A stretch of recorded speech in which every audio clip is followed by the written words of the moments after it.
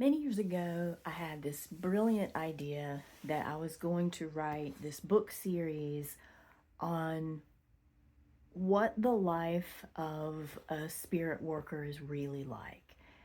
And I wanted to talk about how it changes you, what demands it makes on you, and the more inexplicable, challenging, and sometimes scary things that happen in your life as a result of being somebody who does this kind of work.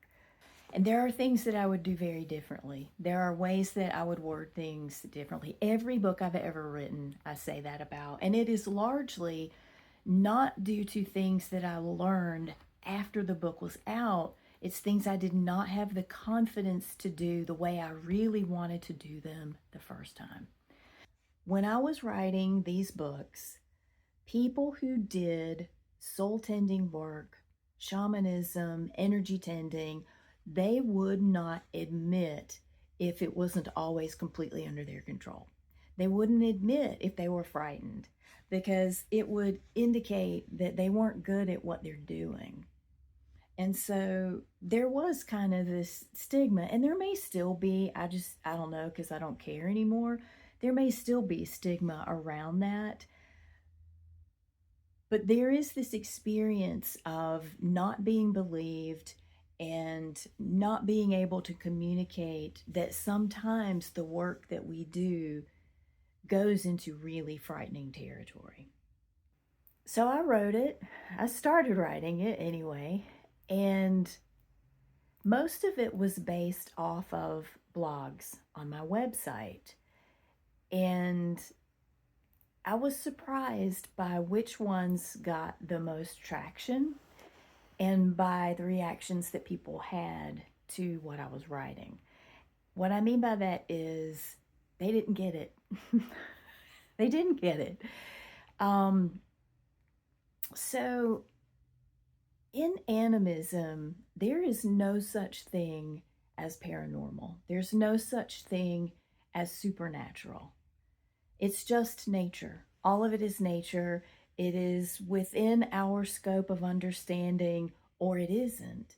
But it's still consciousness, relationships that we're bumping into, rubbing against on a daily basis. And we either have an awareness that we're intentionally engaged in a way that we want to have understanding of those relationships, or we realize we want distance from those relationships. But there are no ghosts. There's no haunting. That is charged language that doesn't really mean anything anymore in spirit work. And so what I found was people were looking for like true paranormal, that kind of exploitative and I think harmful way of interfacing with the unseen realm.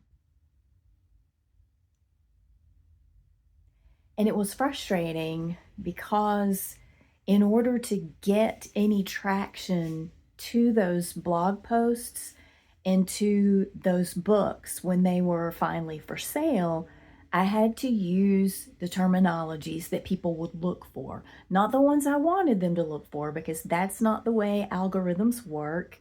I had to use the terminologies that I knew people would enter in to end up at these things that I had created.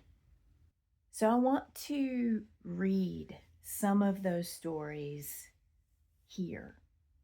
And I hope that what I wanted to convey in those stories is better delivered directly from me rather than in writing. So I will be reading stories from these books over the next few days, and I hope you enjoy them.